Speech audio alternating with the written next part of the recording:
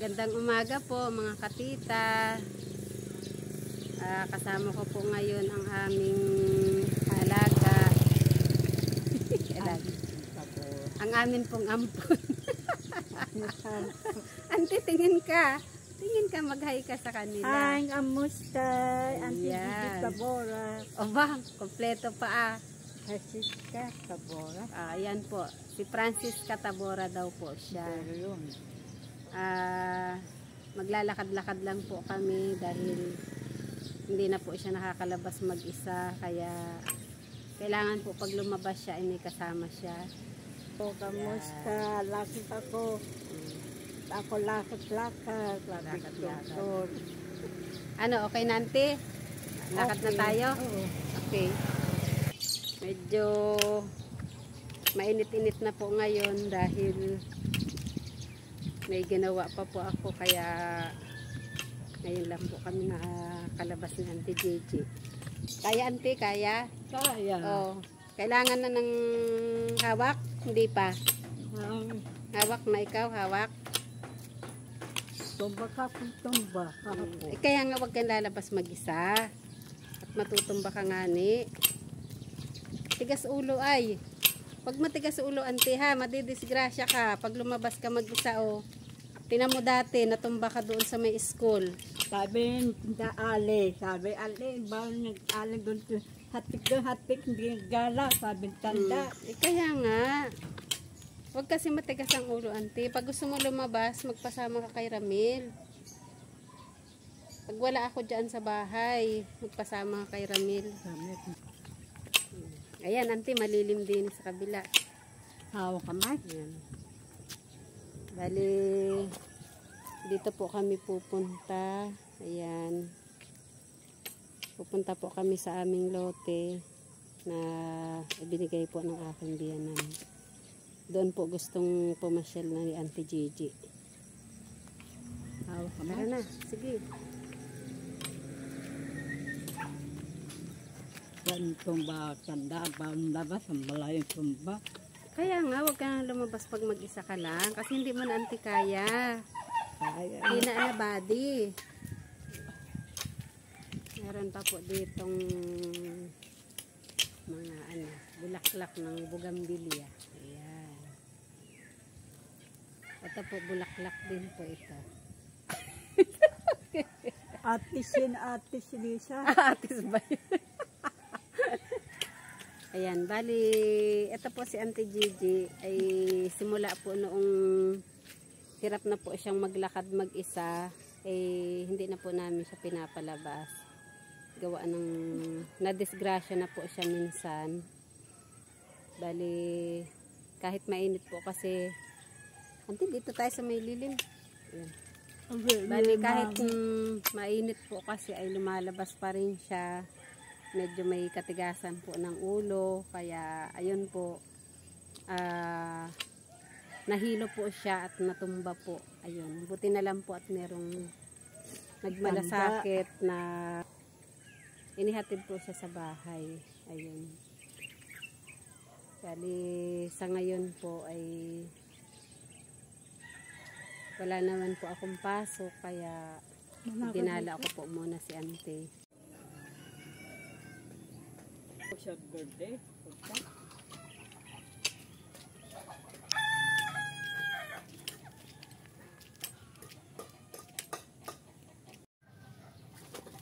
Ang baso.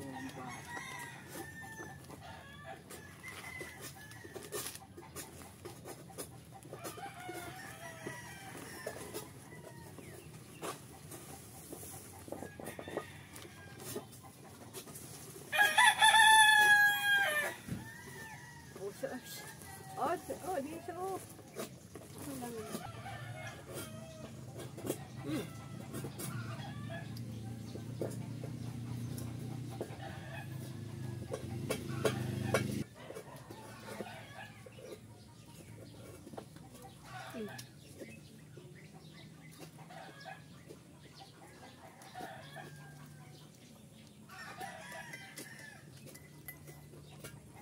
Ganda po ng pusa.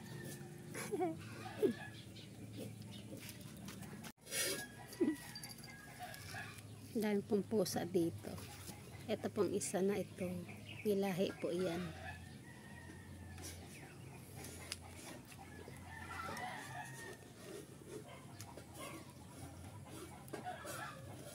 Tsaka po ito. Yan, bali magnanay po yata ito. Ganda po ng mata niya. Blue eyes. Muning, look at me, Muning. Pakita mo ang iyong magandang mata. Ayan. Good girl. Gusto niyo pa ng tinapay? Oh, wait lang. At pusa po lang. Kumakain po sila ng pandesal.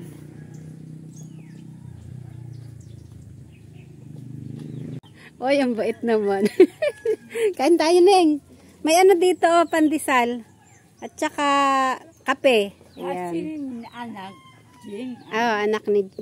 Sawa na pa. Wala pa, auntie. Bata pa yun. Bata pa. Hello, Blue Eyes. Ay, Blue Eyes. Patingin nga ng mata mo ulit. Tingnan. Oh, ang ganda-ganda ng muning. Ayun po, oh. Ang ganda-ganda ng mata niya, oh.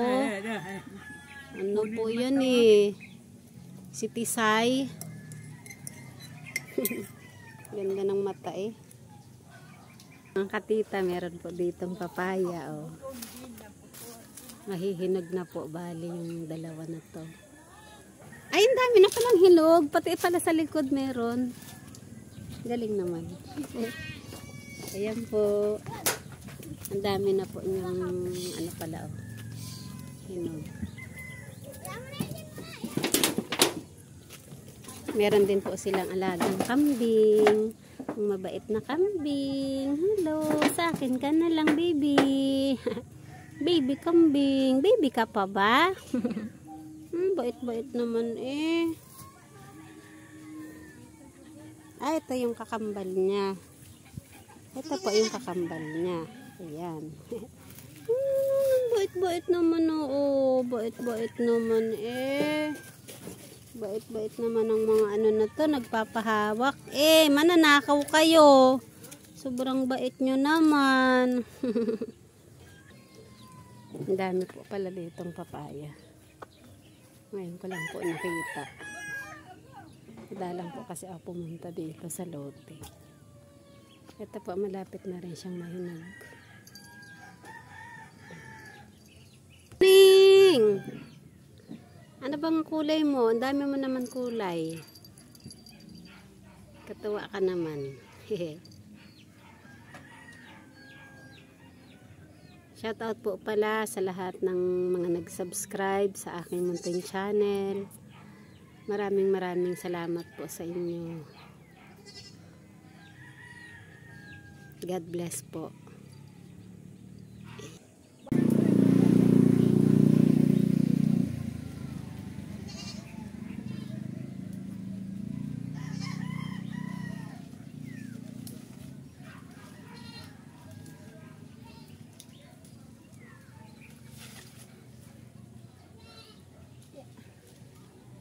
Ante, saluhin mo, ante.